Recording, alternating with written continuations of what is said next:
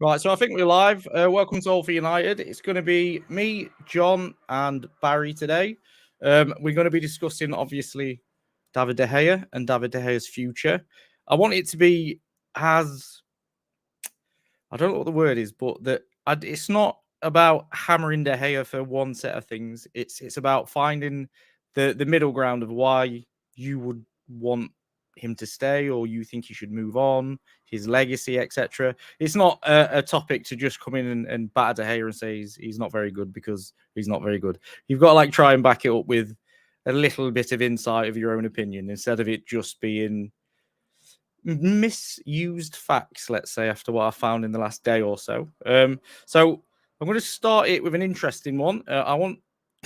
It's a really, really quick one. I'm putting you both on the spot straight away, I'm afraid.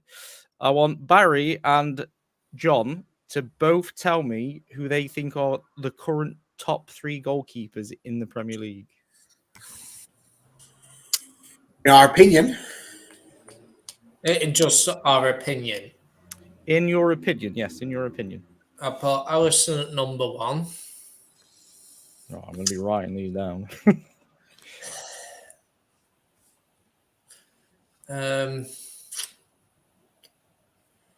Nick Pope. I mean, a lot of people will say Alisson, Edison, but I don't think he's the best shot stopper. But they do have a strong defence, City, so probably him. Edison's squeaking in at number 3. Right, okay. What about you then, Barry? Oh, that really is on the spot. Crikey. The sort of thing I could have done with some research for. So I do agree with Pope. I think he's in the top 3. I'm going to get slated for it immediately, but I do just find when you get 15 clean sheets, how do you not get yourself somewhere in the top 3? That's madness. But I know that's going to be after the conversation. Oh, it definitely is. So, it's at number 3. I'm going to put Raya from Brentford, just so you know that. So he's in at number 3. Right, okay. I would put Pope in at number 2.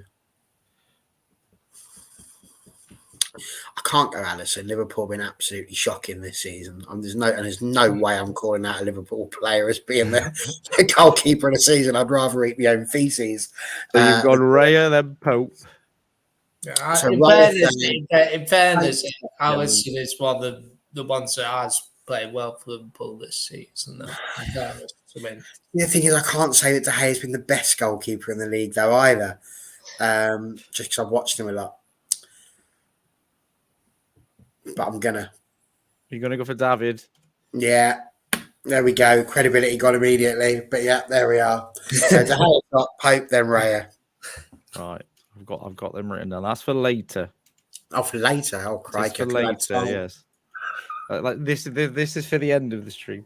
Right. So I'm gonna just sprinkle in some stats throughout the stream, and I've got a few questions. So I suppose we'll start with the rumours, which is that David De Gea is going to sign a new contract to the value of £200,000 a week, but is not guaranteed number 1.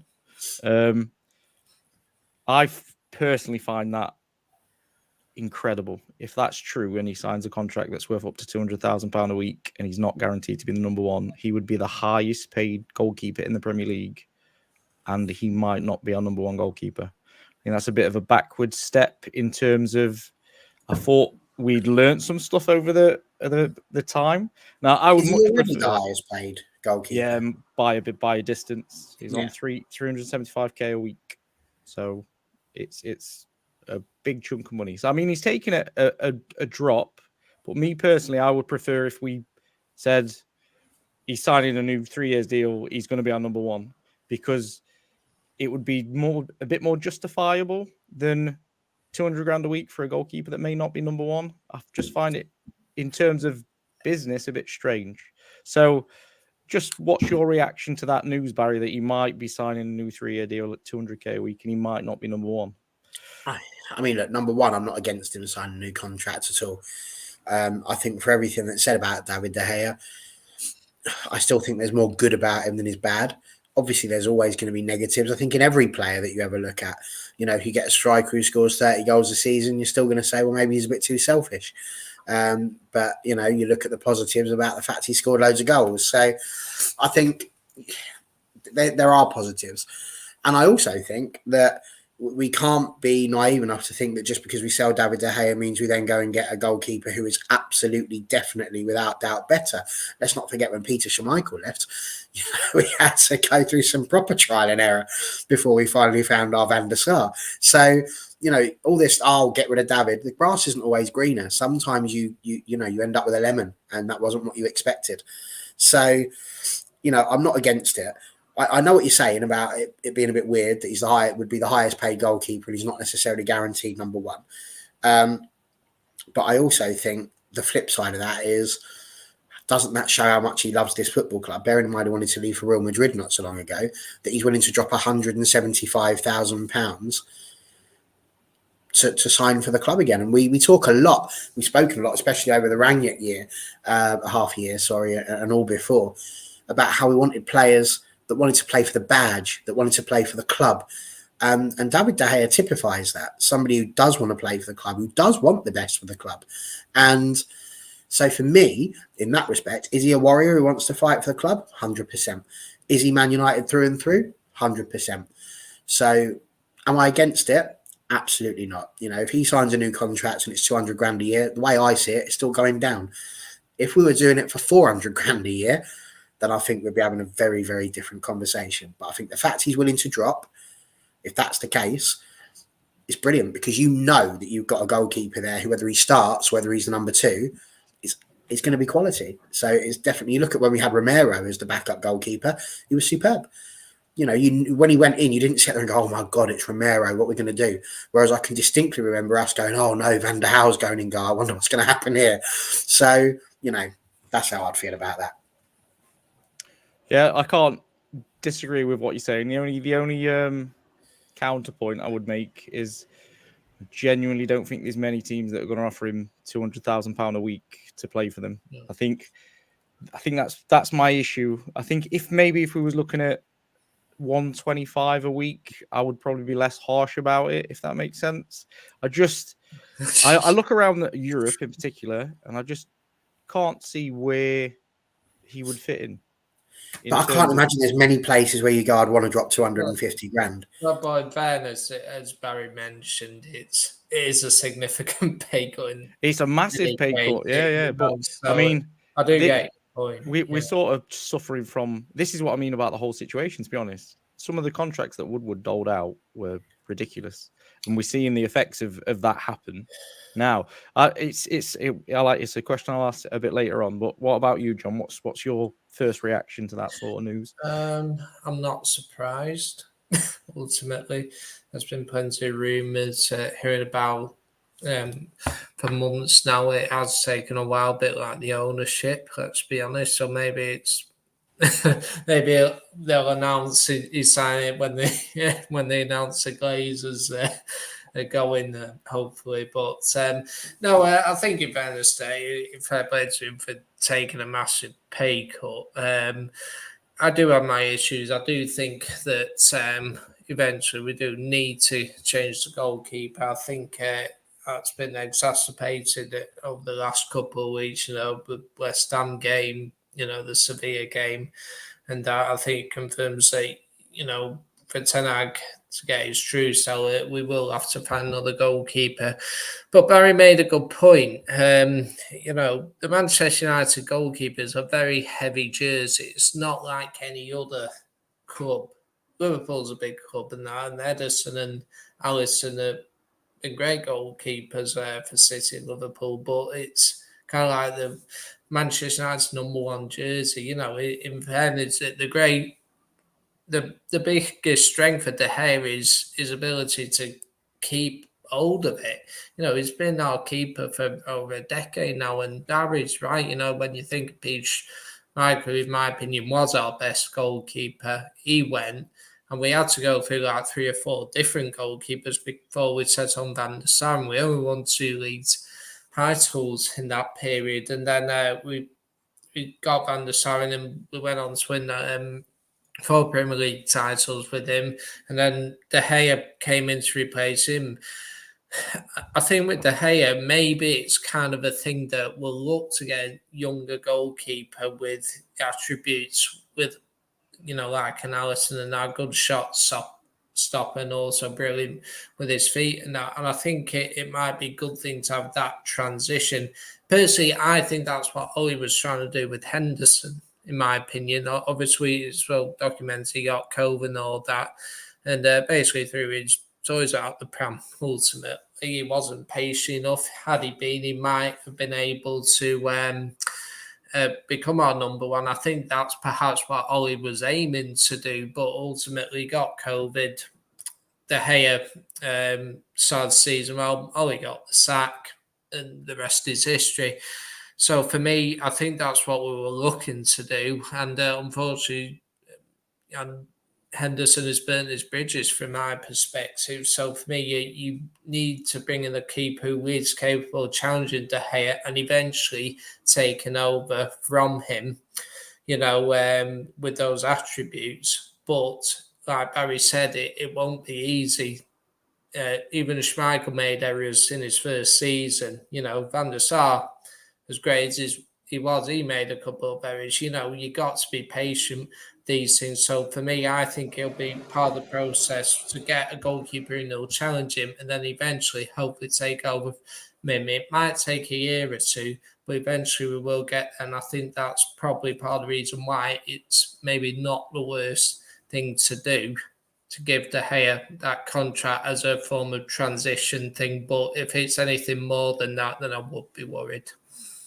Yeah, so I don't tend to disagree with what you're saying. I think probably disagree a little bit with Henderson, because I can remember a period when Henderson came in for 21 games. We won 19, won 18, drew 2, lost 1. And I can distinctly remember a game against Southampton. We was 2-0 down. David De Gea had basically done what we used to him doing, which was not collect a cross. They scored from a corner, really close. I think Henderson came on at halftime and went on to win 3-2. I can always remember it sort of. Oh, it's Cavani, wasn't it? Yeah, Cavani scored in the last minute. Yeah, I can always remember me thinking at the time that was the turning point. That is when Henderson, because he was releasing the ball quickly, and I thought, yeah, this is going to be it. I don't tend to agree with. I also remember a couple of weeks after we played Sheffield United when Henderson was the keeper and he made an error. And, he made. And Sheffield United also scored from a corner from 6 yards. That when Henderson was the keeper. He made two errors that season, leading to goals. Exactly. So that's what I mean. So you can flip it the other way as well. But in terms of Henderson, like a lot of people go to the interview that he gave in terms of burning bridges, and I personally, I've watched the interview several times, and I don't see that he said anything wrong. It comes across as he was a man that was told that he was going to play. For whatever reason, he didn't play. There was rumours that De Gea had basically read the riot act to Solskjaer, and Solskjaer had sort of backed down in terms of playing him. And he said, basically what he said in the interview, he wouldn't sit around waiting again because he had wasted 12 months at the club when he could have been on loan, and he'd turned down quite a few loan offers. I don't necessarily think he's burned a bridge for me with that. It's just he's very confident in his abilities, isn't he? And he thinks that he should be number one. Yeah, but do you think he's got the right to be confident in his ability? But that's the other thing. I genuinely don't think I've looked at Dean Henderson at any point and really felt this is a guy who gets the number 1 jersey at Manchester United. I tell you, he reminds me of Ramsdale. Ramsdale got relegated 5 out of 7 seasons, I think it was. And he come across as this proper cocky little goalkeeper that was not any good.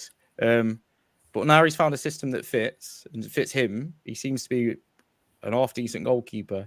And I think that's the thing with Henderson. He comes across as quite cocky and Billy Big Man. But he's not done it enough on the pitch to really justify his words. And I think that's where he falls down a lot. It's not necessarily the interviews. It's more that you need to back up what you're saying. And he's probably a bit short. He said he wanted to go away and play. Yeah. But he's not really done that much this season. Well, he got injured, but yeah, I feel sorry for him this season because so if you really want to come in and be the number one at Man United and you want to be able to back up what you just said, I'd be expecting him. When we talked about burning his bridges, the reason why I think he has is because he gave it the billies, turned around and went, "Well, that's it. I'm going to go because I want to play first team." Before Ten Hag And he's not pulled up any triggers. Even before Ten Hag had the chance, and he was I'm not interested, and that was fine. There were rumours, if you remember last summer, that Newcastle were looking to sign him, weren't they?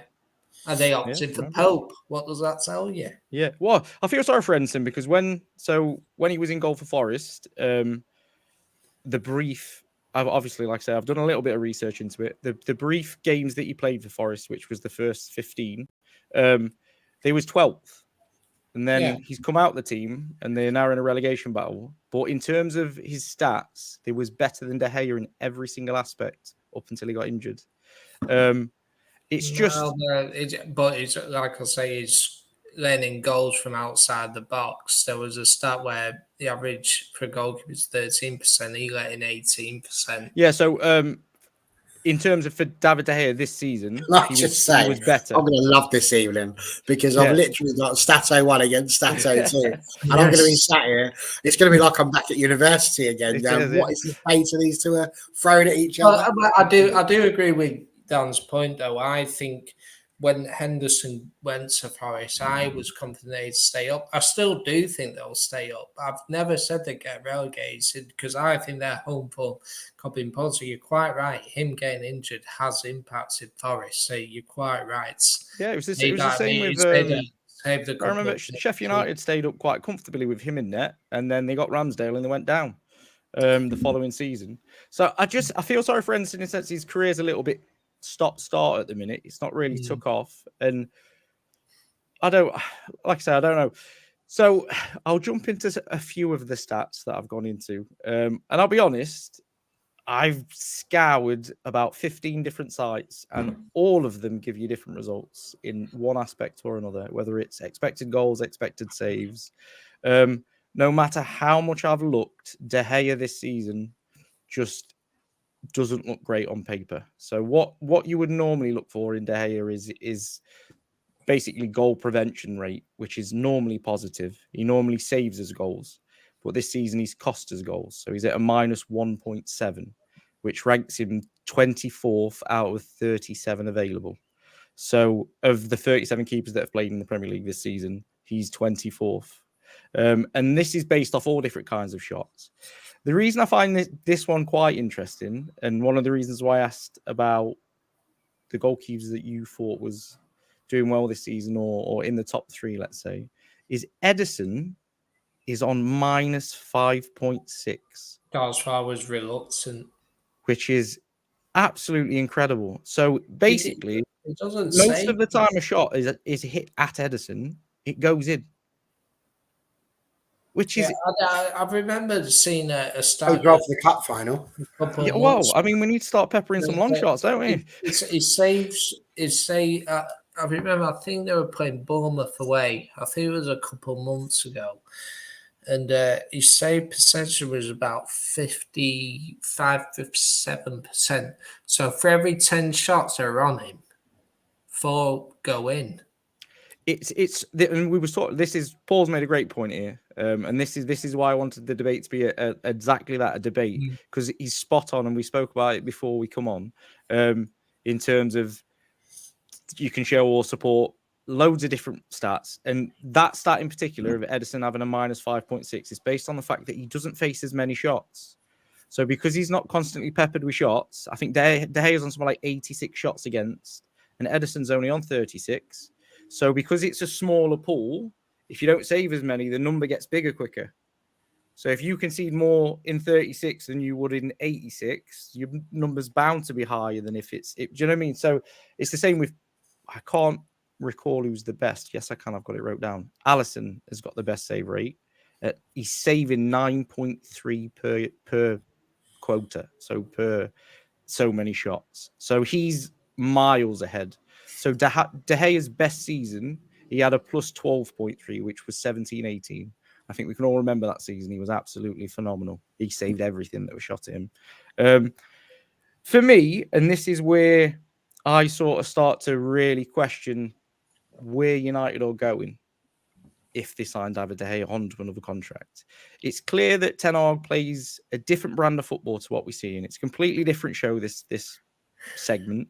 But I've seen comparisons with Solskjaer and Ten Hag the last few days, and it's a silly comparison to make because the Solskjaer fans, let's say, are putting out these stats to sort of back Solskjaer, and the Ten Hag ones are saying, well, he's not as good, etc. But all the stats suggest that the football he's playing under Solskjaer was actually better.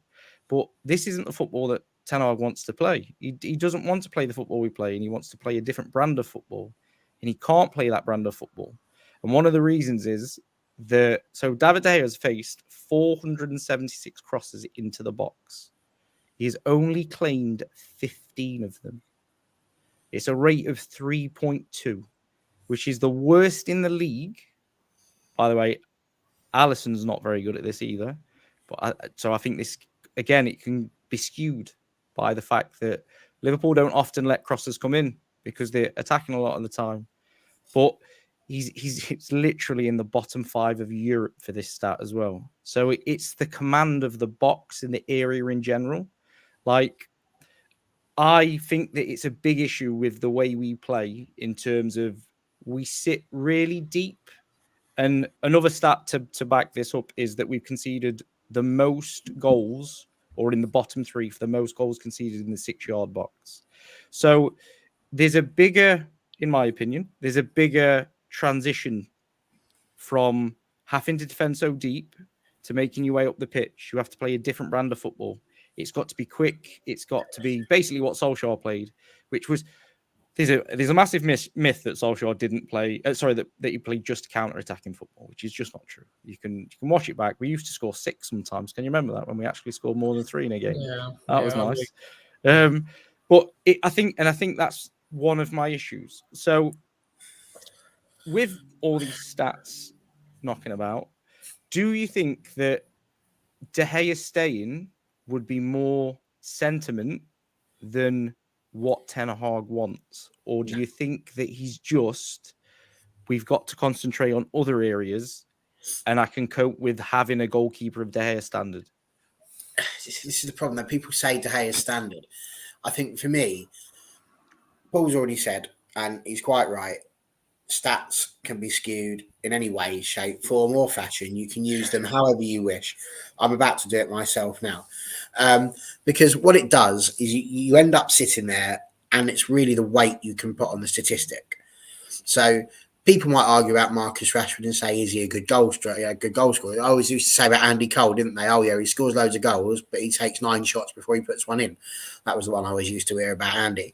And like, it doesn't matter. He's scoring loads. He could score more, but he's still scoring loads. And I think it's the same with De Gea. He might be having all these problems. He might be having all these problems with the crosses, but it doesn't change the fact that out of what we're on now, 31, 32 league games played, 33, we've had 15 clean sheets. And whether anybody likes it or not, the chances are he's going to get the Golden Glove. And this is something that I just find amazing, is that we're going to be sitting here talking about whether or not Manchester United, who are a team who are hopefully going to be finishing in the top 4, will keep a goalkeeper of the standard that has kept more clean sheets than anybody else in the country. And this is what I mean. You can throw these stats around, but ultimately that's going to be the case. He's going to have that award sitting above his fireplace. And every time somebody says, show us your trophies, like Mourinho would do, go, there you go. Tell me I'm rubbish, but this is what I've done. I think you're talking a lot about Solskjaer and Ten Hag. I think the argument really comes down to sometimes lack of ball knowledge. I think, because I think people need to understand, how often do you hear people say in the middle of November, we've got to get rid of so-and-so. This guy's got to go. He's useless. Then in February, you get the same thing again. And we forget the fact that actually you've only got 2 periods of time in which you can do this. It's pointless in February sitting there and shouting about who can stay and who's going to go. You might want to do that in the summer. But ultimately, what you've actually got to do is work with the group of people that you've got. You don't have that ability to just keep swapping people and changing people. So this is why I tend to be just like an overwhelmingly positive person as best as I can be around football, because there's no point in beating ourselves up. The only person who is likely to leave a football club before a transfer window is the manager. That's it. So for me, I think the onus falls on the manager, and this is where you were saying about this isn't the way Ten Hag wants to play, but you've got to play to your strengths. You see, I disagree with that. That clean sheet trophy is pointless when we've suffered more huge defeats than any other top flight club this season. Whether you lose 1-0 or whether you lose 10-0, you still only lose 3 points. Yes, the goal difference is pants. We look at the top four right now. Can I also point out, sorry, but it's a bit of a difference because we've been bad away from home, but we've been very good at home as well. Exactly. I think most of those clean sheets would have been at home. And it's kind of like, yeah, we've been pants some of the batteries. They've all been away from home. Liverpool, City, Brentford, that. But actually beating a lot of these teams at home. Yeah. You know, and this is where we look at, you know, stats. I'd be interested to know, how do they compare being at home and being away from home? Yeah, that'd be good. Who knows? Maybe Dan sorted that out. He might come to it in a sec. That is a stat that I didn't check. Yeah, but that's what I mean, because you got to factor that in as Absolutely. well. You know, and so it's clear the away form has been not as good as the home form. Yeah. We know that. But my point is you've got to work with what you've got. Yeah, people are always talking about, you know, the playing out. It makes me want to cry sometimes when I see De Gea trying to do the short form kicking. I would much rather he just booted it up the pitch and we'll deal with whatever's going on there. But this idea about the crossing, it still doesn't change the fact. You're saying that this season he hasn't come out for like 450 crosses. He's only done it for 15 or whatever it was, or 50. And I think ultimately, when you look at these numbers, what you're remembering is the fact that it's not just a goalkeeper. You've got a back four. I've perennially been sat there screaming at Luke Shaw because whenever a cross comes in from the left-hand side, he's never on the far post. He's never where he should be. He always seems to be somewhere else inside. And the guys that are running down the right wing have got acres of space to get the ball and put a cross in. Now, why is that? Luke Shaw should be closing them down. On the opposite side, Wan-Bissaka should be closing them down. It's about how your defensive unit works. And like it or not, the same argument that's been used for Harry Maguire that you use quite regularly on this channel can be used for David De Gea. That's the whole point, because it's a defensive unit. They come as a 5. That's the whole point. So is he not great at collecting crosses? This isn't a new thing.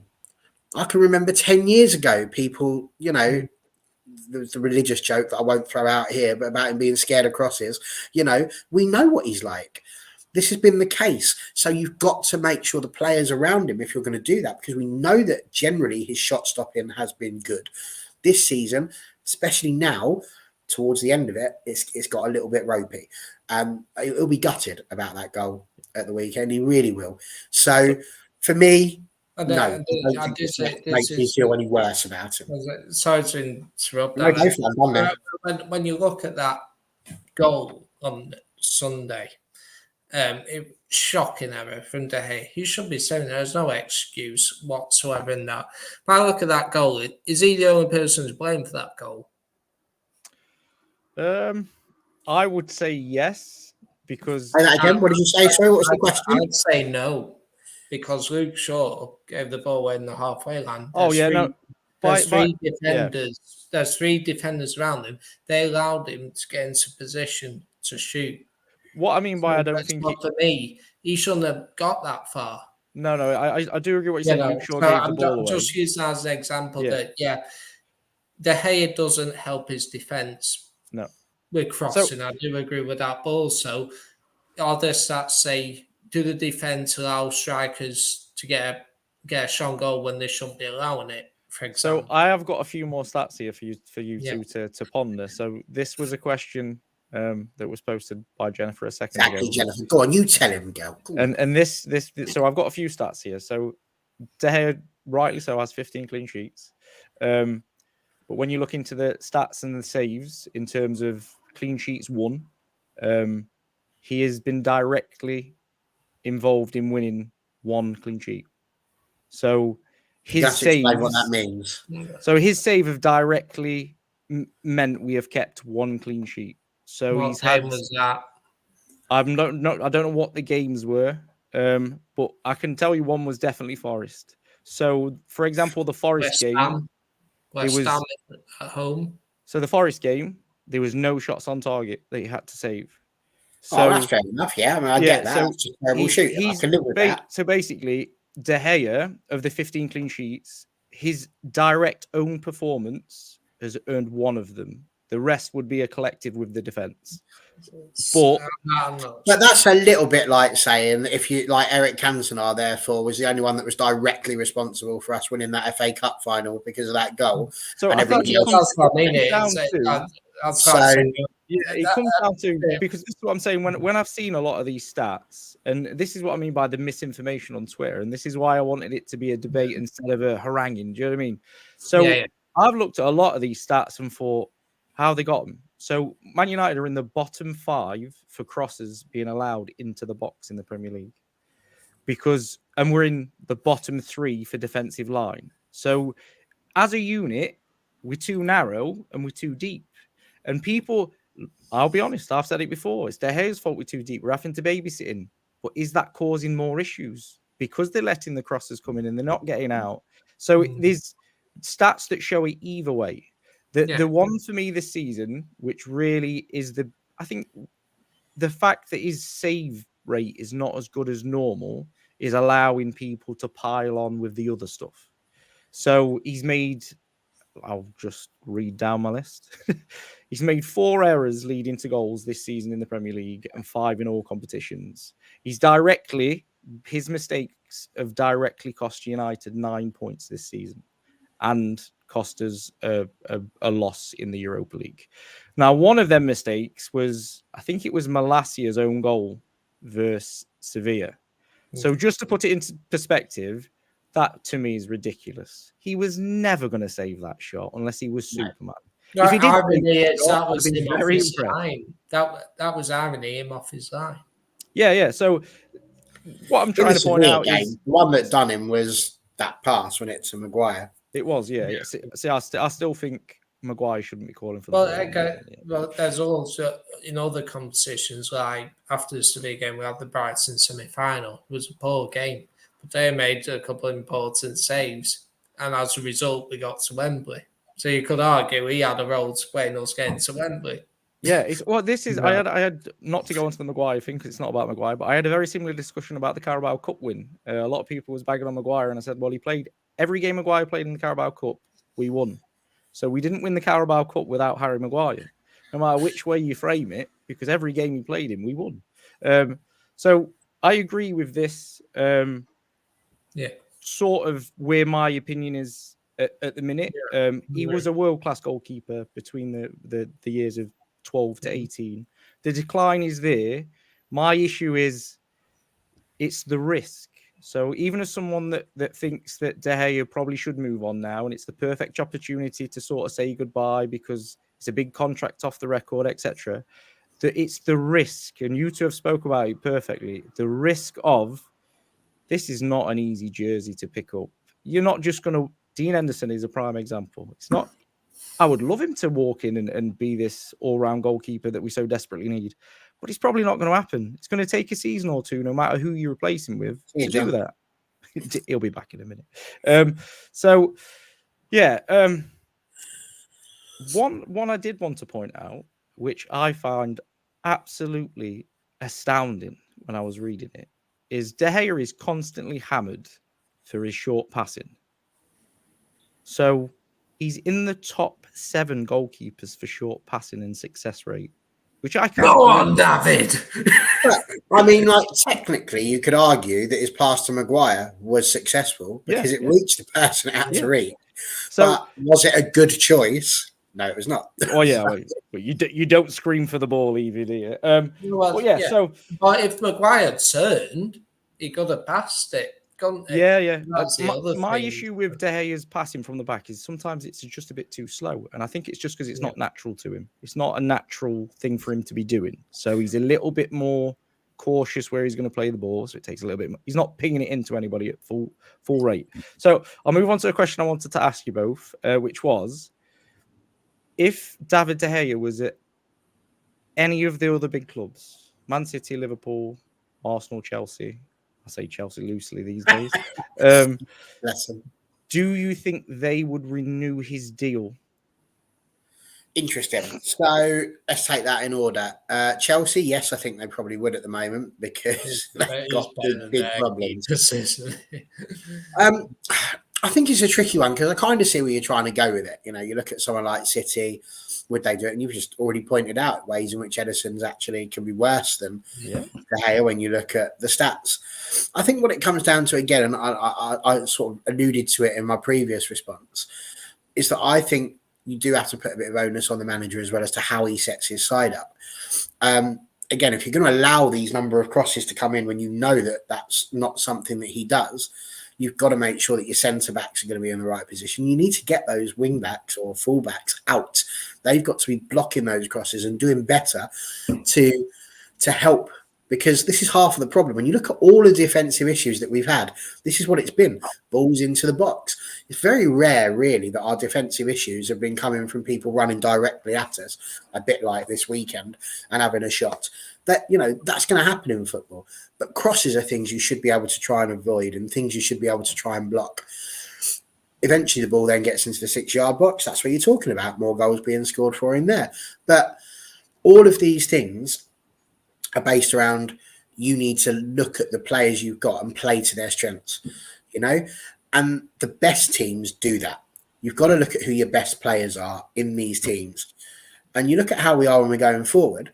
It's no surprise that Marcus Rashford has scored as many goals as he has because we based our play around Marcus Rashford being the focal point of our strike force this season. That's why he's played so many and he's done so good at it. We tried doing that with Weghorst, and then it became abundantly clear that he was not going to be a goal scorer, and then we had to think of different ways. And you look at that Barcelona game, you know, you're giggling as well there, but you mentioned it, the Barcelona game, you stuck him in midfield, and all of a sudden, Weghorst, the workhorse, became really, really good because that was the right position for him to be in. It was a place where he could put all of his endeavour in, but he was never in danger of scoring a goal because we didn't need him to be there. And I feel it's very much the same for De Gea. It's how he functions within your side. And ultimately, the goalkeeper is part of the back five. The problem with being a goalkeeper is that when it goes wrong, it's so much more obvious. Like you look at a Fred, the amount of times he goes wrong. I mean, I watch it every time, and I'm waiting for when he gives the foul away on the edge of the box because you know it's coming. There's going to be a moment, and every time he's near it, you're like, "Don't foul, don't foul, don't foul," and then he fouls, and you're like, "There we go." Then it's another free kick. You know these things are going to happen, but those free kicks will inevitably fly wide. They might be saved by Weldy from De Gea, but then from that corner, they concede because it's a cross and it's not being dealt with properly. So to me, that's about the defensive coaching. That needs to be better. Would that happen in City? I don't know. It depends on the players you've got around you, but it's so much more high profile. This is part of the reason why I don't agree with the Maguire stuff, is because, again, it's just one person. He's got another centre-back next to him and he's got another left-back next to him. They are all working together. And you have to be, I think, a little bit more nuanced when you're talking about these things. So for me personally, I don't know if City would keep them. And frankly, to give you my very best Alex Ferguson answer, I couldn't care less whether City would keep them, whether anyone else would keep them. I just think that of all the goalkeepers that are on Manchester United books at the moment, if you were telling me which one of those am I going to keep, he's the one I'd pick. Everybody else, I would be looking to move on, or whether that be to have somebody to replace De Gea so that he becomes number 2, or whether it be he's number 1 and we just get in a good understudy, because there's other places we need to worry about. We can't rely on Marcus Rashford being our only striker. We need people that are going to do that. We've got to start looking at this defence a little bit more as well. I think we do need a little bit more in depth, and it probably wouldn't hurt to go and get another midfielder. So I think really we need to concentrate on those ones. I think with De Gea, we've still got someone who can do a good job. It may not be the best job, but like you look at Martial, he's not doing it at the moment. You know, you look at these people up front, they're not doing it at the moment. Whereas De Gea can and does, provided he's got the support around him. So would City keep them? I don't know. They've kept Edison and he's made some absolute clangers over the years. So I don't know. What do you reckon, John? In my opinion, no, they won't keep him. I think, if I'm being perfectly honest, I think it has got to do with our financial situation. I do think if De Gea, if we had unrestricted funds, then I think then I will look at get a new goalkeeper and get rid of De Gea. The issue is that we probably, and that's the other thing that we'll probably sell Henderson on. So, and we got Tom Eaton, but the other one is Butland, and we have Dubravka, and it's on loan. So maybe the thinking is maybe if you were to bring in someone in, maybe it's just sort of as number 2, but challenge the head for the number 1 spot. That might have a big competition where you have. I know it did quite well with De Gea and Henderson, but maybe if you have that bit of competition and that where you have the 1 and 2. Because if you get rid of De Gea, we're most likely going to get rid of Henderson. You're going to need 2 goalkeepers to come in then. So maybe their thinking is, well, we'll bring someone in, like there's rumours about Raya at Brentford, maybe costs about 40 million. That might be the right type of keeper to bring in. So you're going to challenge De Gea, and then you have a 1 and 2 then, don't you? And then maybe then Ray might take over from him. So I think maybe that's what they're thinking, perhaps, and therefore that's why they've reduced, his wage. I know he's still the highest paid, but it's a massive decrease. He was overpaid in the first, as were many of our other players. But for me, it's maybe it's part of that plan. What Ten Hag is aiming towards is that eventually will like to go over from it. But I think they're just trying to make the best of a difficult situation. But for me, if it was City or Liverpool, they probably will look at getting rid of him. So you mentioned, and also, sorry, you were talking about the crosses. These teams, you said there's less crosses coming in from these teams. So if there's less crosses coming in, David De Gea's got less claiming to do. Well, also, to back up your point there, Barry, one of the reasons that Alisson hasn't claimed so many crosses is because Virgil van Dijk is one of the best in the world, not just and the he's league. about 9 foot tall. Yeah, he's one of the best in the world at heading the ball away as well. So that's another. So is Harry Maguire, he hasn't played. Yeah, well, this is the thing. You go back a few seasons ago, and this defense was one of the top 3 in Europe with Wan-Bissaka, Maguire, Lindelof, De Gea, and Shaw. I think it was top 3 in Europe and top 5 in Europe for 2 seasons. So there's obviously something there of a unity that can work if we get it right. Just to go back to Henderson. So Henderson's injured and he's just had surgery. He's unlikely to be fit at any time during the transfer window. So it doesn't look like he's going to be able to be sold. How can you be injured for that long as a goalkeeper? So he did something to his thigh, and he didn't think it was bad as it was, and it's worse than it was. So now he's had the operation. I think it's something like 8 weeks before he's due back, and the transfer window and season, everything will be shut. So that's not good. 8 weeks is July. It might be longer. I read it that he's basically he will come back to fitness once the preseason started and the transfer window closes. So I don't think he's going to go. But it's not good sense either. If you had Henderson now, you're in a situation where he's going to miss potentially a bit of the preseason. He's going to miss all of that. All of this. I had a little look at his injury record, Barry. It's not too bad. It seems to think. Well, it's about the medical, passing the medical and making sure he's fit and stuff like that. And I think it's down to the buying club to sort of say, well, we're not bothered about medical. Wayne Rooney passed the medical when he was injured. Well, you remember Van Nistelrooy? We turned him down and then signed him the season after. Yeah, I remember Wayne Rooney's debut. Wayne Rooney's debut came at the end of September. Mm. So we had, and that was fine. That breaking his metatarsal. Yeah. So he actually passed the medical. Because I think that was Fenerbahce, wasn't it? The Rooney debut. Hat-trick, yeah. Oh, I can remember what time to be alive that was. Because I agree with you, John. I thought that I've seen a lot of people say that we may use Henderson next season, but I don't think we will. I think that to the club that it's closed, and I thought it's one of them players that we could have sold for a little bit of money, actual profit, instead of what like we had before, because he's got a decent reputation. He's done all right on loan. We probably could have got 15-20 million for him somewhere. I think the great tragedy was getting rid of Romero. Oh, yeah. Do you know what? We'll come to this now because I had this at the end just as an extra topic. But we had, in my opinion, one of the best number 2s. So we had the best 1 and 2. The year that we won the Europa League under Mourinho, Romero was the starting goalkeeper. He was absolutely fantastic. And it's such a But mistake. then he'd to been let the him go. goalkeeper all the way through that year, Right, hadn't and he? that- So that Yeah, was Yeah, like- yeah, yeah. He played every game. Yeah. And we only got rid of him. We badly treated him because we want to accommodate De Gea and Henderson. We Yeah. should.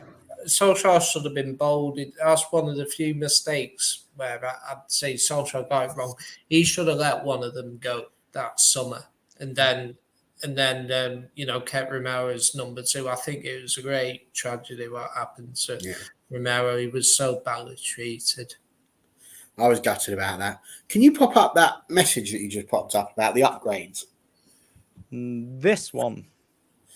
Yeah, I mean, undoubtedly Arsenal have upgraded. I wasn't sure what Ramsdale was going to do. He's done really well. I'm just going to stop you This idea briefly. of doing Hart to Bravo being an upgrade, I disagree. And Mignolet to Karius, I didn't think that was an upgrade either. And I think that just strengthens the point that just because you've got a new goalkeeper coming in doesn't mean you've upgraded. Alisson better than Mignolet, yes. But Karius, I think, was the worst out of the three of them. Well, it Hart, shows Bravo, he was ruthless in getting rid of the goalkeepers. So Pep came in and got Hart. Bravo That's was always power. right. There was no way Bravo was better than that. No, I mean, I'm not a fan of rubbish. Joe. I never was, but there's no way a Bravo was better than it. No way. And It, you talk about interestingly, upgrading to Bravka. Leno Dubravka's got is a very- Carabao Cup medal. He's very Okay. high on every single stat that is being used to hammer De Gea. Leno is top 3 for most of it. He's had an absolutely fantastic season according to the stats. I think Raya is probably. I think your number 2 should be a goalkeeper who can be the starter keeper for maybe a mid-table team or team pushing for Europe. Like, not necessarily good enough to be number 1, but good enough to come in when you really need to, like where you could, like Romero, you mentioned he won us Europa League. I think that's what a number 2 should be, a goalkeeper who possibly would be the number 1 a mid-table team. That's the way I look at it personally. No, I 100% Tricky one, agree. isn't it? Because the number I 2, think they're not going to play, and that's a hard thing to do. To just I wait know. for somebody else to get in. Romero played in the World Cup final before he joined United. And that's what it was. One of the few things I thought that Mourinho did really well was the fact that he just went, "You're the cup goalkeeper, so therefore you will play the cup. So if you make it to the final, Martinez has won a World Cup with Argentina. He's Aston Villa's goalkeeper. You see what I mean? This is what I mean. Like, this is where your second choice should be a good goalkeeper. Maybe not number 1 quality for United or Liverpool or someone, but good enough to play for him. Like Alice, who was the West Ham keeper was back up at Liverpool. Adrian, wasn't it? Yeah, Adrian. Someone like that.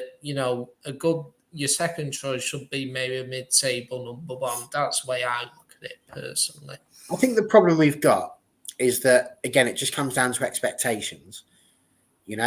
Hart was a great keeper, but Pep said he wasn't his man to put his style very harsh on Hart, but ruthless. People keep talking about being ruthless. And I think the problem people forget is that you can't just constantly be ruthless. You have to sit there and think about things within context. So do you think, Barry, would be more... So let's say Ten Hag had... The rumour is 100 million he's got to spend. So that's the financial fair play rumour. That to stay within that this season, that's the budget. Do you think... Because I agree with you. I think you've got to take into account what we need, how much it's going to cost, the way F wants to do it. It's not FIFA. We can't just go around cancelling people's contracts and signing people for 500 million. But do you think if he had a bigger, let's say, 250 million, that it's something that he might be looking at a little bit more readily? Possibly. Again, I honestly do think it comes down to expectations. People assume that when players come in, they're going to be like Superman. They can do everything. And they forget the fact that even Superman's got a problem, and that's kryptonite. It's like there's nobody you get who is going to be all things to all people. Look at when Ten Hag arrived. He's had a brilliant start to the season. He's overachieved with us. Nobody was expecting him to do the things he's done. Yet he's getting slated at the moment.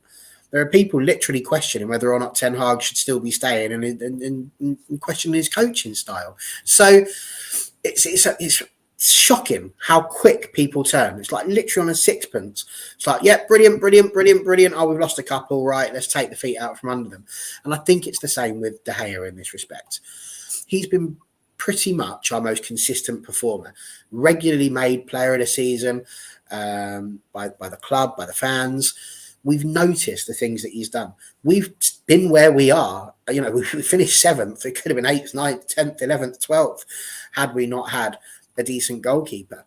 And it's not just about sentiment. It's about understanding the fact that every player is going to have a weakness.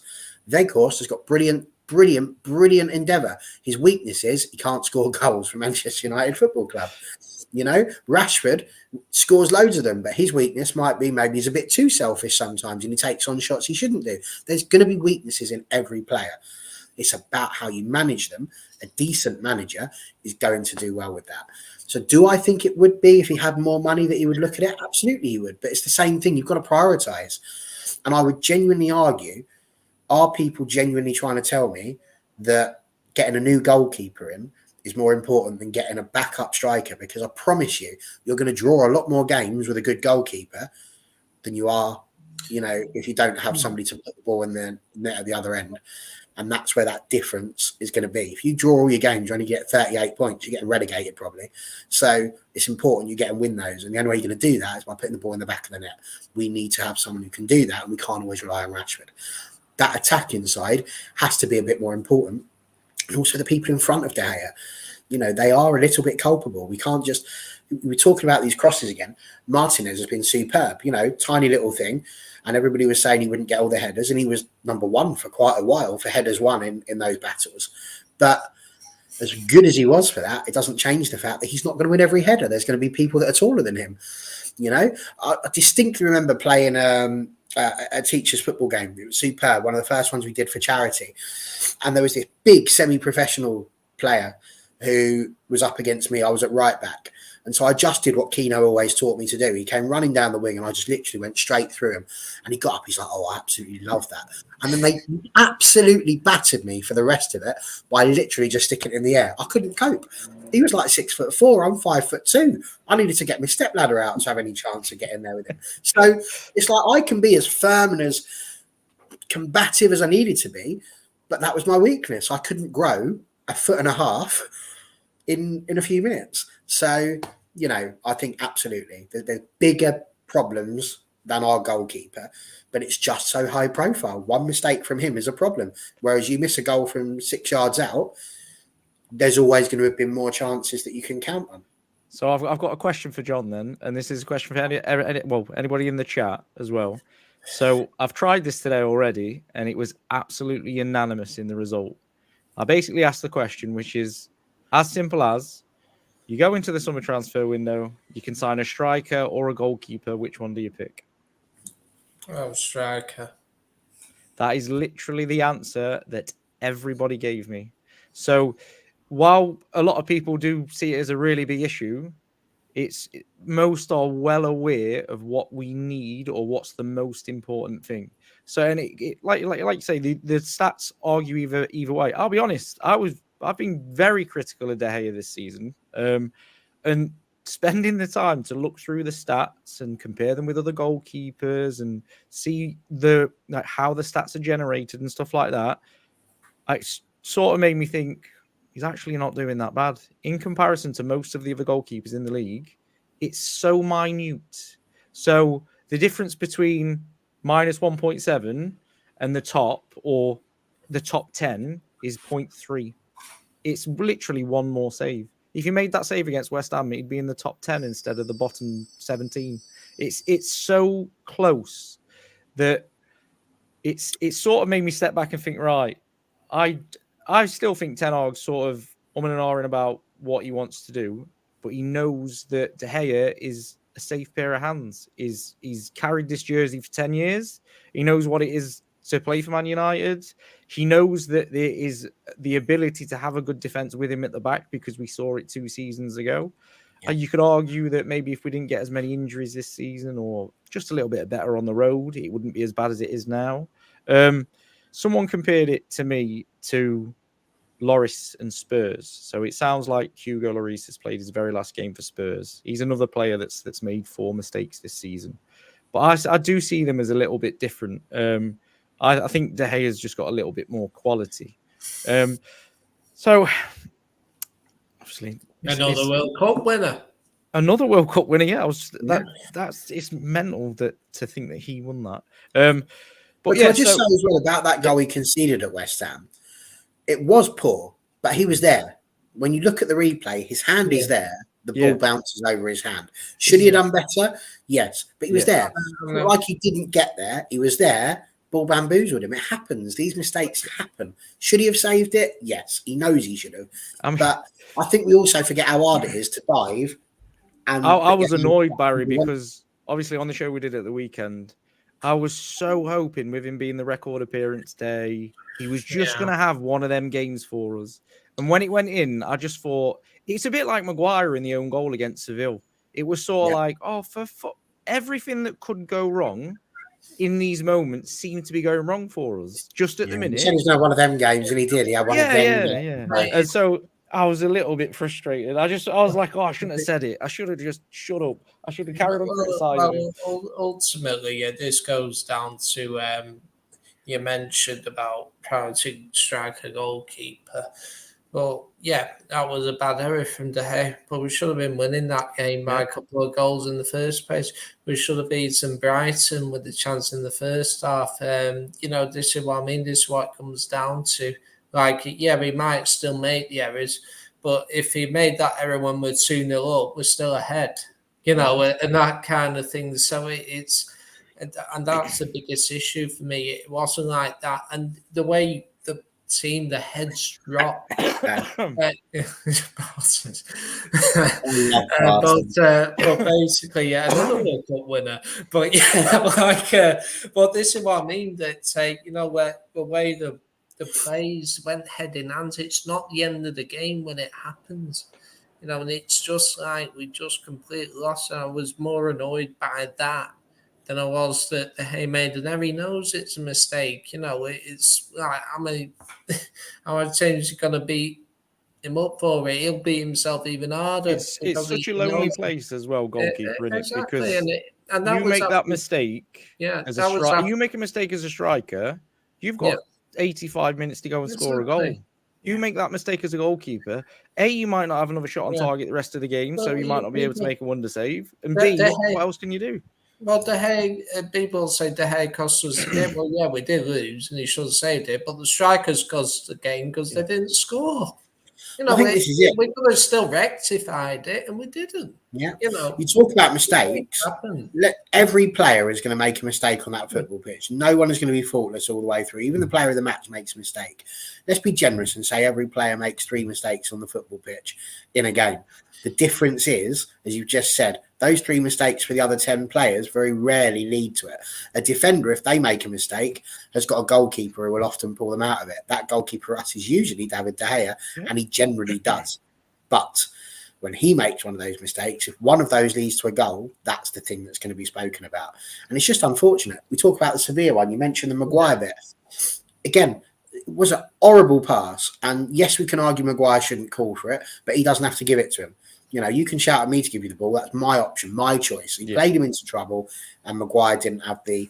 I was talking about the. Had he turned, like John said, he's off. Yeah, I was talking about the other one, the other Maguire one, the own goal. If goes in. It's just, it feels like that in these big moments for these players, where, in essence, where Twitter can get at them, shit just keeps going wrong for them. Do you know what I mean? Like Maguire couldn't have done anything about the ball smacking him in the head and going in. No. I know De Gea could do a little bit more about the goal he conceded, but he slipped. The ball bobbled over his hand. It was like fate had taken over. That's what I mean. Like it's like it's not the typical. I mean, I know he's been at fault and then repeats it. It's like claiming the box, not taking pressure. The defensive kicking's bad, but that's just a normal mistake. Even every keeper, that happens to every keeper.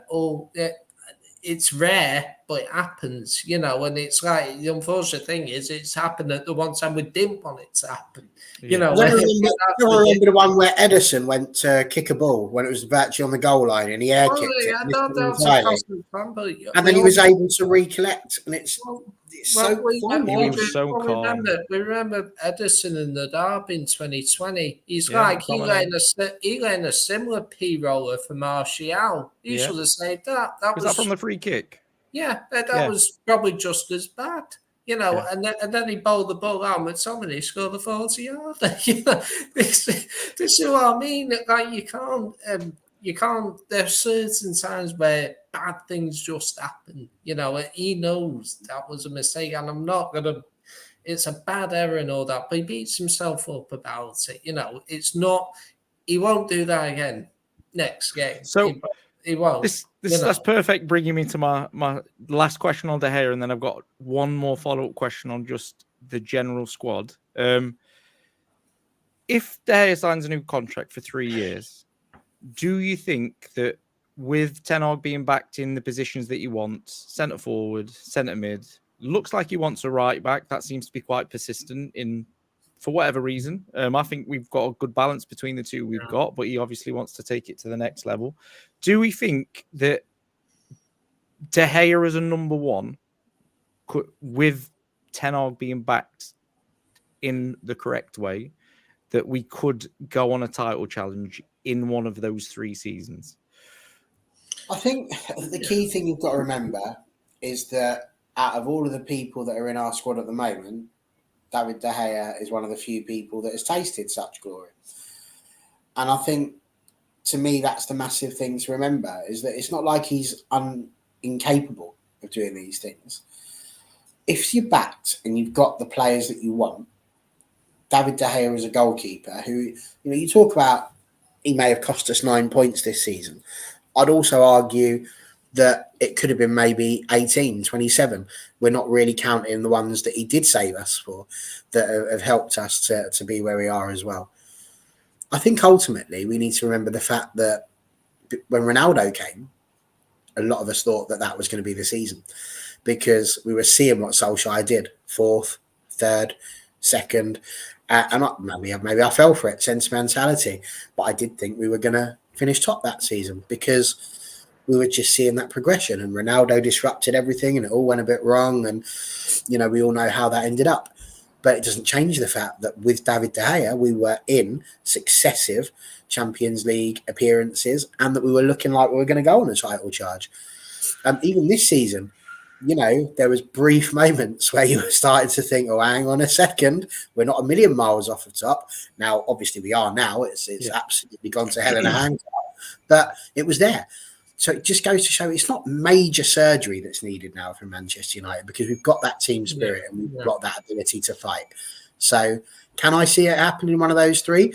Absolutely. But equally, Dan, I can also see David De Gea being moved to a number 2 in one of those 3 seasons as well. So I think both options are possible because if he hasn't won a title in season 1 or 2, I'm not convinced in the 3rd season that he will still be the number 1. And if I'm brutally honest, I'm not convinced he should be. By then, we should have addressed centre forward. We should have addressed midfield. We should have addressed the defence. And we should be in a position where we're ready for the succession because David De Gea cannot go on forever. That is a fact. So we know it needs to happen. I just don't think... I think it's a bit like when you have a car crash or something like that and you might have multiple injuries. You might have a broken leg. You might have a broken arm. And all of those things are annoying and need to be dealt with. But ultimately, the most important thing is the fact that you've got this great big whacking steering wheel that's stuck in through your lung. It might be an idea to fix that one before you worry about the other superficial stuff that's not life-threatening. I don't think David De Gea is life-threatening for Man United. I think, I do think eventually to win the Premier League, we do need to look at a new goalkeeper to be our number 1. But I think Barry's right. If you get someone like Harry Kane in, you're probably not far off charging for the. And you mentioned before about if it is a budget of 100 million. This is where we need to sell well. Which we don't do. United, if we sold well, we could easily raise 100 million. in sales. Like you got McTominay's. If Maguire does move on, if Martial moves on, Yeah, that should be 100 million. Exactly, and and other players as well, and this is where you could. So if you could get Harry Kane for, let's say, 100 million, you could get a box midfielder for about 60 million, maybe, or whoever that is, and you can probably get David Ray in for 40 million to push De Gea. That's 200 million. Yeah, this is where you like. If you were to sell well, you can buy well. Yeah, you gotta be clever. This is where you look at United. This is where we need to get it right. This is where we need to. I mean, obviously the takeover situation isn't helping at all, but this is where if we do it right, we can compete for next years. I don't think it's necessarily needed that we have to sell De Gea this summer. We can just bring someone in to compete with him. Then eventually, maybe next summer, you can maybe ship him up on then, or if not, buy another top class number one if you wish. I think we're trying to buy time with the budget and all that, because if you sell De Gea and you look for a new out and out goal, but that's going to cost you 6 million. We just can't afford that at this moment, unfortunately. So for me, we can compete for the title. We can certainly get in the top four and finish second or third. But I think to get us to that next level, to be competing for the really, really big titles, I do think that we do need to get a new goalkeeper. So what I think is interesting, though, Dan, is he's just mentioned getting Harry Kane there, and it's a great idea. The thing with Harry Kane is he's not exactly in his 20s. You're in that position where you get Harry Kane, a couple of seasons on, you're going to need to start thinking about replacing him as well. So it's I've gone into the question now. Go on. It's like the women's team, Barry. If you get the goals, your team will go places. Of course. Listen, I'm not disagreeing. I've stopped talking because I think Dan wants to go to that. I don't need guess to hold that point because that is like tying with the last thing I want to talk about. I just wanted one more question on De Gea why it sprang to mind. So I think we'll probably all be unanimous on this, but if he was to leave the club at the end of the contract, which is a possibility still, would he go down as a club legend? Yeah. He's got to, hasn't he? Yeah. How can he not? More clean sheets than any other goalkeeper, more appearances than any other goalkeeper. Probably our longest serving keeper. Yeah, wouldn't surprise me there at all. I think he has just done so much good. And yeah, I mean, let's not forget, he was sought after by Real Madrid. And if it wasn't for a fax machine, we wouldn't have him. He wouldn't have him. We'd have had, I've forgotten his name now. What was the geezer's name? Navas. We would have had him instead. Navas, yeah. And who knows what the conversation would have been there because he's not exactly set the world right. I heard a story about that. About the fax machine or about Keylor Navas? Navas. He was their keeper then, wasn't he? Yeah. Apparently, it wasn't well documented, but Navas was actually meant to come the other way. And so much so, he was actually at Madrid airport. Exactly, that's what I mean. He was up for it. And literally, he was in tears when it didn't go through. Literally tears. So, if De Gea had gone through, the infamous fax machine and that, but never would have come the other way. And he's now Nottingham Forest number one. That's why I said it, John. Exactly that. I knew he was coming. That's my point. Dean Henderson. Box has just made a point here. We're not saying that he's above these, but we're saying that that's the order, by the way. Schmeichel, that is probably the order, yeah. Yeah, I would agree with that, but ultimately he's up there. But I'd also argue, actually, I say Schmeichel and then Van der Sar and then De Gea, but that's very much working on what we like to call the modern football fan, which is where we only think about the Premier League. You've got to start thinking about people like Les Seeley, who was just iconic. Jim Leighton, bless him, when you go in the 80s, he was quite humorous and all. Didn't mind him. And then even as far back as the likes of Harry Gregg. who's an absolute legend in a million different ways. Not just the fact that he was brilliant between the sticks, but just the bravery that he showed in 58 as well. So we've been blessed to have some great ones. Let's be absolutely clear on that. Alex Stepney. And, who De Gea is just De Gea is right up there. Like, let's be frank, if you talk about United's best goalkeepers, De Gea is easily in the top 4 or 5. Easily. Yeah. Easily. So there's been far too much agreeing between me and you tonight. Yeah, it's been good. Amazing how harmonious we've been. What I want to move on to at the end, so just for a few minutes, I've noticed, sort of looking at the squad, it's looking like it's going to need a bit of a refresh in the next season or two with certain players. Yeah. And the other thing I've noticed, so I've seen several people put several lists up on Twitter over the last, I don't know, 2-3 days since the weekend. I don't want to talk about the weekend too much. I don't want to spoil Saturday. But I've noticed heavily that players that are mentioned currently either aren't at the club, haven't been playing for the club, but are somehow to blame for the club's poor form, which I find incredible. Do you think there needs to be a conversation about the regular fixtures in the squad, and are they as good as we sometimes think they are? Or, like I said it myself earlier, I said I think we're fine with Wan-Bissaka and Dalot. It looks like a good 2. Am I kidding myself? Are they not as good as we think they are because they keep the ever presence in a side that keeps falling when it gets tough? Well, they're ever presence in a side where we're currently 4th, which out of 20 isn't bad. It's in the top 20%. If we can stay there, that'd be fantastic. But I think it's a tricky one. When you run through the obvious regulars, we've done De Gea now. We've discussed that. Do I think Luke Shaw is a good left back? Yes, I do. Do I think that Wan-Bissaka and Dalot are good right backs? Yes. Do I think Malassia's been a good addition? I do. I think for a first season, it's been all right, but we'll need to see more next season.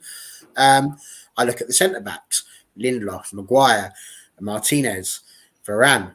Great players. I mean, Varane, we've already said it, World Cup winner. This is a guy who knows what he's doing.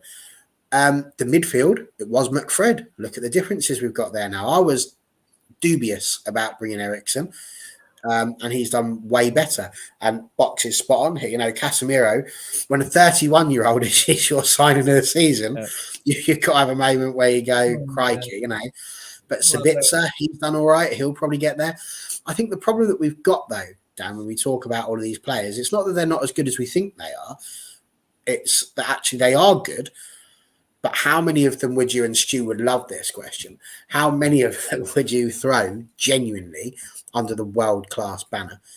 And when you look at the number that we've got, ones that could potentially be playing for Ballon d'Or, ones that could potentially be in the running for Team of the Year, I would argue we don't have a huge amount of those. What we do have is a good squad. They work well with each other and for each other. And I've always argued attitude is more important than ability. And I think that's really, really important. And that's what we've got. So when we work hard together, we get there. So I don't think it's not that they're not as good as we think they are. No. But I do think that if you were to look at every position on that pitch, could you name somebody better in that position who you could bring into the club? Yes, you could. And what I would argue is that when you go back to the glory days of Fergie, how many times did you have sat there and said, I'm going to replace them? When you think about all of these times, when you think about who you're going to pick for your Man United greatest 11, regularly you pick names like Roy Keane. Regularly you pick names like Ryan Giggs. David Beckham gets mentioned a lot. Van Nistelrooy, Cantona. All of these names get picked because they're players that were at the top of their game. They were jealous to have these players. I'd argue we don't have that many of them now. I'd put Rashford in that bracket, Casemiro in that bracket. I always remember an interview with Gary Neville and Sir Alex Ferguson as well, where, and this is another sort of player where I don't think we've got, or in the modern day doesn't seem to get as many as a chance. So Ferguson was asked his most underrated players that he's ever managed, and his answers were Ronnie Johnson and Park Ji-sung. And I don't think anybody would have guessed that. of all the players that he's apart had. to Sung, I would have guessed. Yeah. Oh yeah, he was. But Darren Fletcher was another one Ronnie that was a Onson was workhorse. important. Yeah, and there Yeah. have been so many underrated. Wes Brown. Oh. Wes Brown was a superb player. I always joke that the Twitter age would have sold Wes Brown and John O'Shea. Just that's what I mean. And even Darren Fletcher, maybe. This is what I mean. I think it's interesting. That's quite a good comment about the ages and that. And I think eventually, like, you're going to have to look to replace Casimir. Smith is alone. Will he come back? I'm not sure he will, to be honest.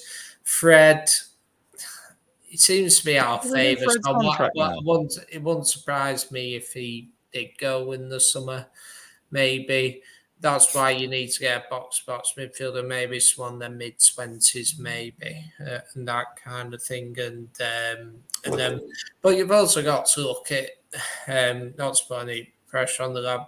We know Garnacho has made a contribution. He's 18 years old. Well, we've got Kobe Mino as well. It'll be interesting. He might want to look bringing in one or two youth players. It'll be interesting to see whether Kobe Mino plays a few games next season. Possibly, just say he is a young man. He perhaps would have played more if we finished games earlier. If we'd been 4 or 5-0 up in some game. I'm trying to think what game he came on. I think it was Leicester he came on.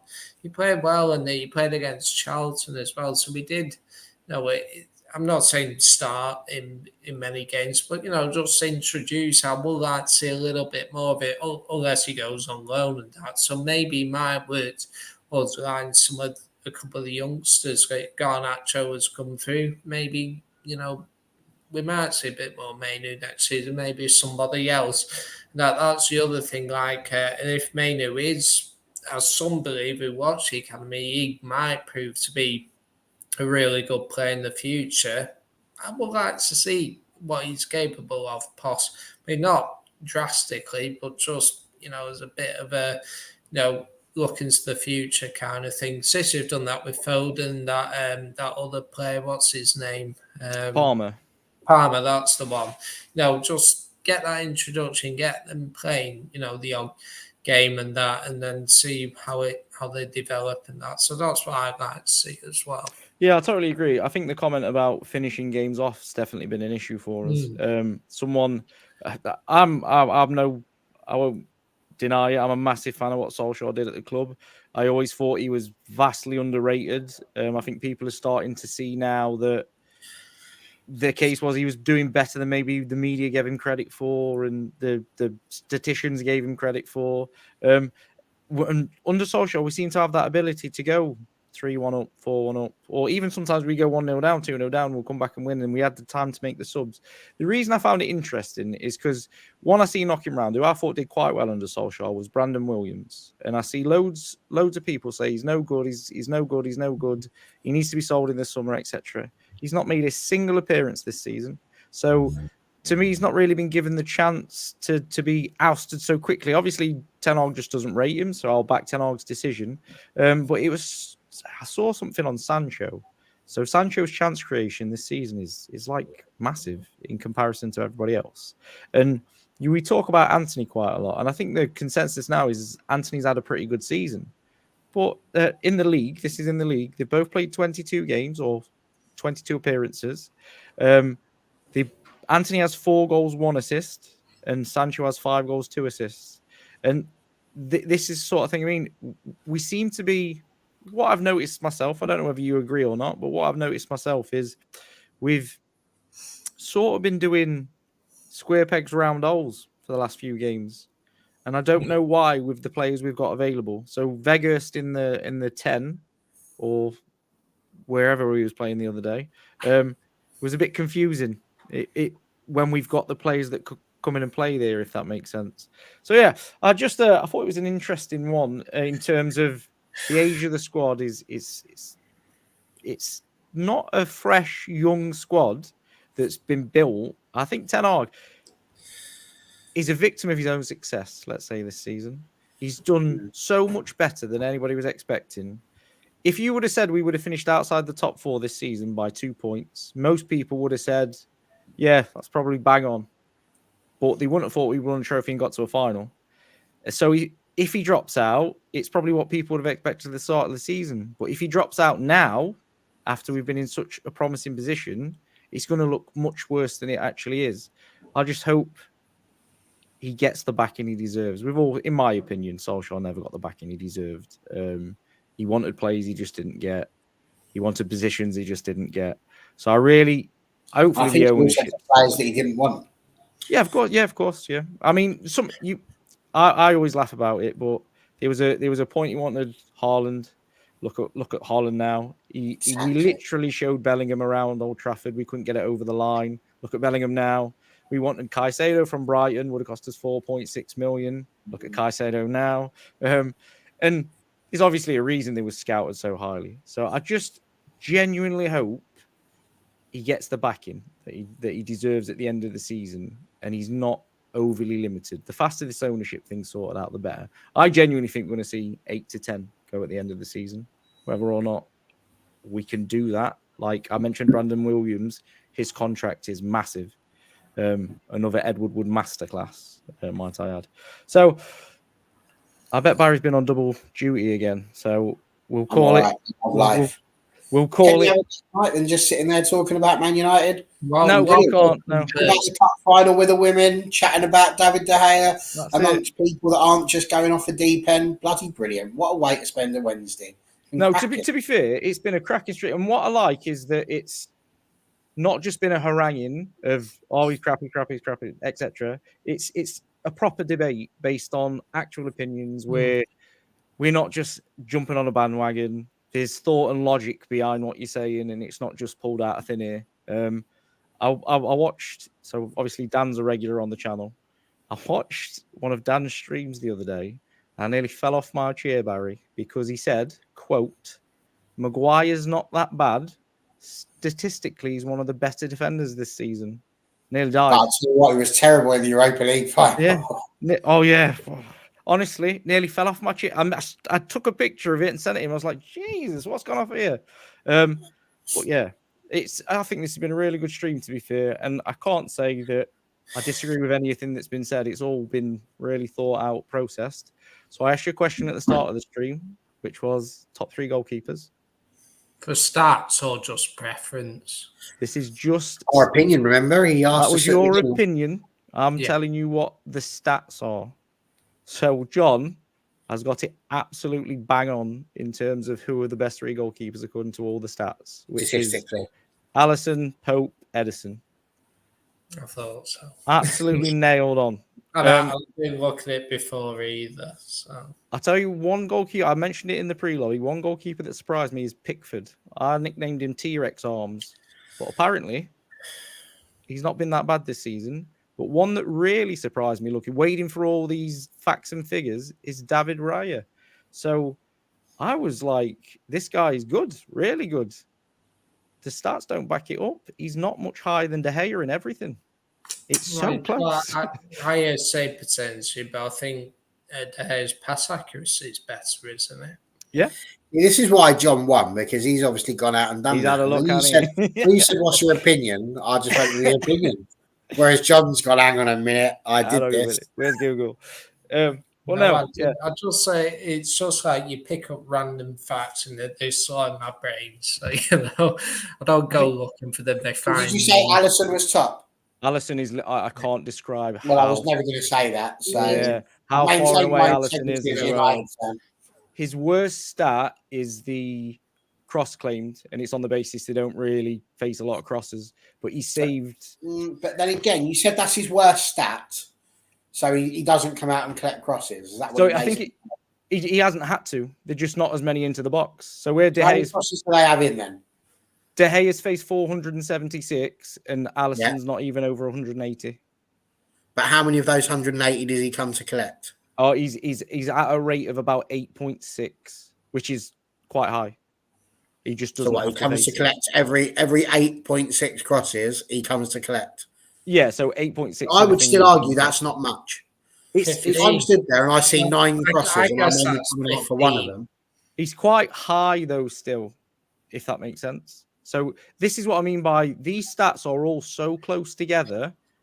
One game could shoot you up so many places if you have a good So save. De Gea's going to have a worldie against Wolves. We're going to Oh, win. we better. Oh, better you've all said have it Wolves. now. He's going to let No, one no, through. Bloody late, John. For God's sake. Did you not learn from me on that, did John? Oh, Yeah, but you're not me, Dan. So, To be fair, John has called quite a lot of things right this season. Yeah, I think we're at home, so hopefully we can. This is the thing where you think of De Gea, like, he had a shocker against Sevilla, didn't he? And then 3 days later, bright semi-final, keeps clean sheet, makes a couple important saves. So, if any, De Gea will be down, he will have a point to prove. So that's why it wouldn't surprise me if if he does hopefully keep a clean sheet on Saturday, hopefully. So yeah. I hope so. That's we're streaming on Saturday, aren't we? Saturday night. yeah, absolutely. Yeah, Saturday night. So that's going to be an interesting catch up. Saturday night. Just to throw in with that, I know you put this up there. I'll just butt in ever so quickly. Jennifer is obviously a regular over on WFC. We absolutely love that. This is Connor. Obviously, he's just popped in saying he's going to rewatch as well. But absolutely brilliant to have you guys on. I've been watching the stats, funnily enough, of the number of people watching. And it's been really good to see you all coming to join in, getting involved in the chat. It's so much better for us being on the channel when we have people interacting there through the comments as well. It gives us a little avenues to go down. And I just want to say thank you to everybody who's popped on. We are on Saturday, every Saturday Night Live. We're going to be doing it every Saturday. You'll always see me and Dan. I say always, more often than not. There's always going to be the occasion. So when I'm in Spain. And of course, Stato. We keep on trying to get Johnny Boy to join us as well. So we'll be there. We try and get additional people on as well. So please do come and join us on a Saturday. Tweet this out, share it out. All for United used to have a lot of people on our Twitter. At the moment, we don't have as many due to the fact that the previous owner was a bit sentimental, bless him, about his Twitter. So he kept hold of it. So send it out there. Let's get it over there. I wanted us to be, or just have a quick drum roll on this one. I wanted us to be above 500 by the end of May. And I don't know if we made it. We were very close. We're on 499. Would you believe this? So if we can get ourselves just a couple of followers to get above 500, that would be superb. But yeah, send it out, retweet it, like it, subscribe. Thank you very much. It's a pleasure to have you along. This is the place where you get to come along. And if you want to be on, drop us a message. Come and have a chat. It's literally how I started. That's how I started. Yeah, and I just wanted to add that it's the respectable way people have done it as well in the comments. It's good to see people having a respectful opinion and putting across it in the right way. Like a lot of this stuff is all just bravado, really. It's people just forcing their point instead of listening to both sides. And that's what I like about the channel. It's always there's two sides, and you don't always agree, but there's always an element of listening to what people have got to say. So, well, it'd be boring if we all agreed. Oh, that wouldn't be much content, would they? Right. Right. So we're going to end it there. We've got places to be. So we hope to see you on the next one. And thanks for everybody tuning in. Been fantastic. I'll let Barry take us out. I thought you were waiting for me to do that. And I'm like, oh, I weren't ready for that. You're an ITD. Here it comes.